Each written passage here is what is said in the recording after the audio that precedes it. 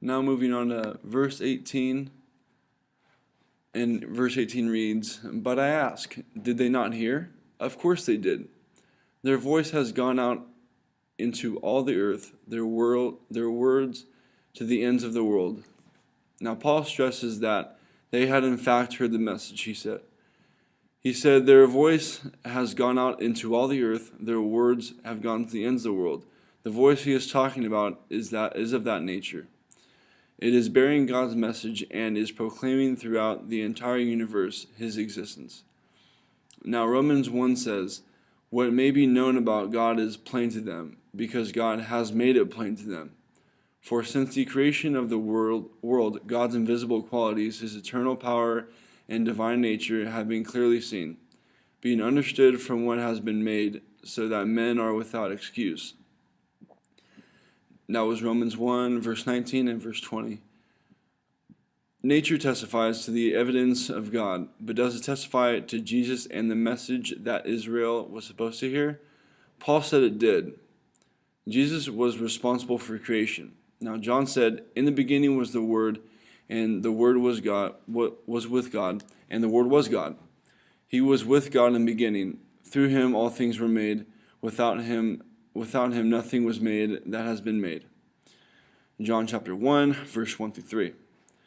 Jesus was the one who made everything, so he declares the glory for God because of Jesus. And now, finally, moving on to the last three verses I'm going to talk about. All three of them read, "Again I ask, did Israel not understand? First, Moses says, I will make you envious by those who are not a nation, but I will make you angry by a nation that has no understanding.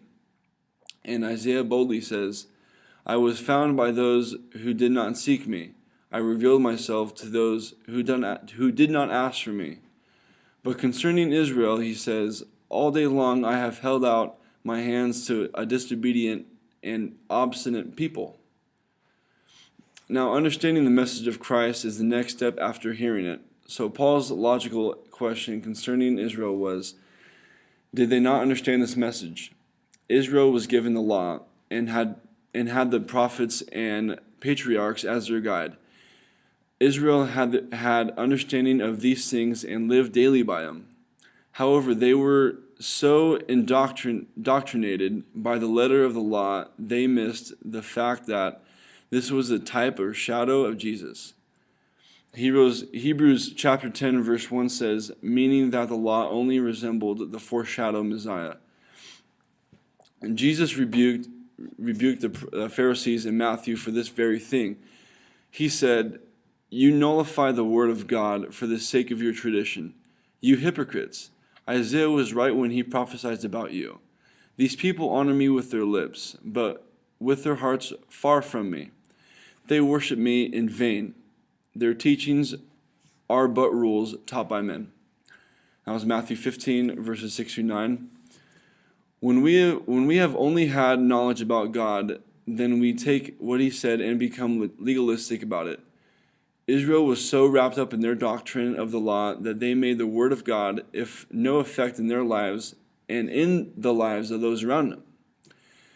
Now, because they nullified the word of God by the letter of the law rather than the intent of the law and worship other gods, Moses prophesies that God would make them angry by nations that did not have understanding.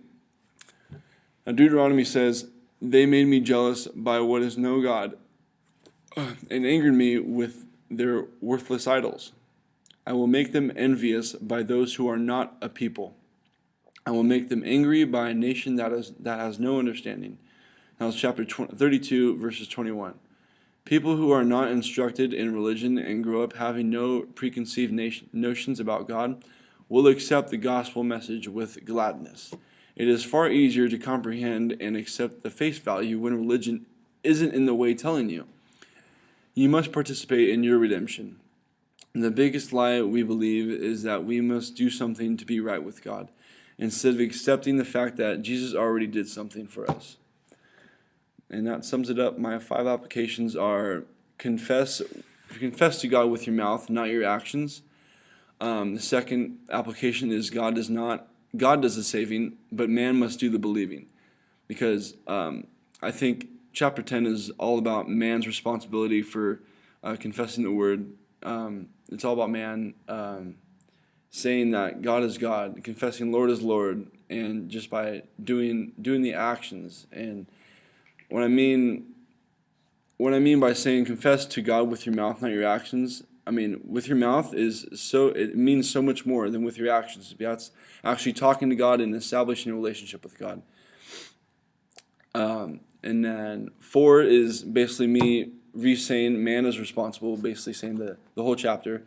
And then 5 is just a little application that I apply to myself every day in life, is to always have faith. Because when things don't go our way, sometimes, a lot of the times things don't go our way. We don't get what we want.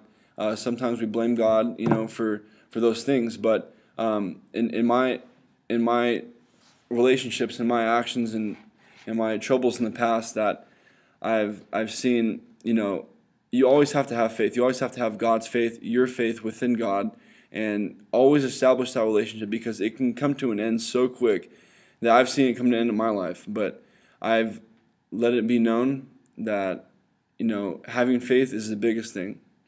So, thank you.